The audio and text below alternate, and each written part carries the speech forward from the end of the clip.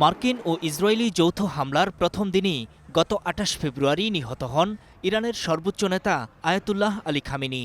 এরপর সপ্তাহখানেকের মাথায় ৮ মার্চ সর্বোচ্চ নেতার দায়িত্ব দেয়া হয় তারই ছেলে মোজতাবা খামেনিকে। যুদ্ধ আর অনিশ্চয়তার মধ্যে এই ২ মাসেরও বেশি সময়ে তিনি লোকচক্ষুর আড়ালেই রয়ে গেছেন। ইরানের সর্বোচ্চ নেতা হিসেবে মোজতাবা খামেনিকে প্রকাশ্যে দেখেনি বিশ্ব। কিন্তু কেন তিনি সামনে আসছেন না, এই নিয়ে নানা মূল্যায়ন রয়েছে যুক্তরাষ্ট্রের। বলা হচ্ছে তিনি মার্কিন ও ইসরায়েলি হামলায় আহত হয়েছেন। এমন বাস্তবতায় মোজতাবাকে নিয়ে কাজ করেছে মার্কিন গোয়েন্দারাও। সেই গোয়েন্দা প্রতিবেদনেই উঠে এলো ইরানের বর্তমান সর্বোচ্চ নেতা আহত হয়েছিলেন, তবে এই পরিস্থিতিতেও তিনি পালন করে যাচ্ছেন রাষ্ট্রীয় দায়িত্ব। গোয়েন্দা প্রতিবেদনের বরাত দিয়ে সিএনএন বলছে, আহত হলেও সর্বোচ্চ নেতা যুদ্ধ কৌশল প্রণয়ন করছেন আর সেভাবেই এগোচ্ছে ইরান।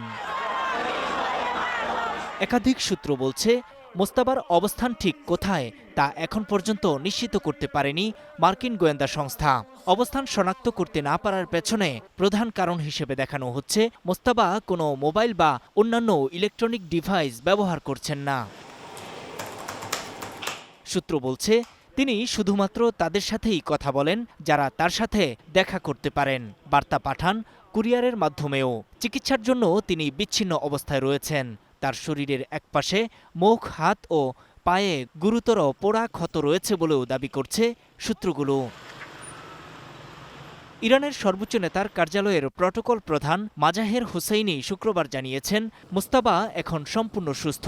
তার পা ও কোমরের নিচের অংশে সামান্য আঘাত লেগেছিল, কানের পেছনেও কিছুটা আঘাত পেয়েছিলেন, তবে ক্ষতগুলো সেরে উঠেছে।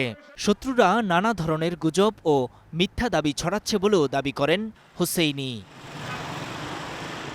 ইরানের প্রেসিডেন্ট মাসুদ পেজিশকিয়ানও দাবি করেন সর্বোচ্চ নেতার সঙ্গে সাক্ষাৎ করেছেন। বৈঠক হয়েছে ২.৫ ঘণ্টার। এটি ছিল ইরানের কোনো শীর্ষ কর্মকর্তা ও দেশটির নতুন সর্বোচ্চ নেতার মধ্যে প্রথম সরাসরি বৈঠক। নূর মোহাম্মদ, স্টার নিউজ।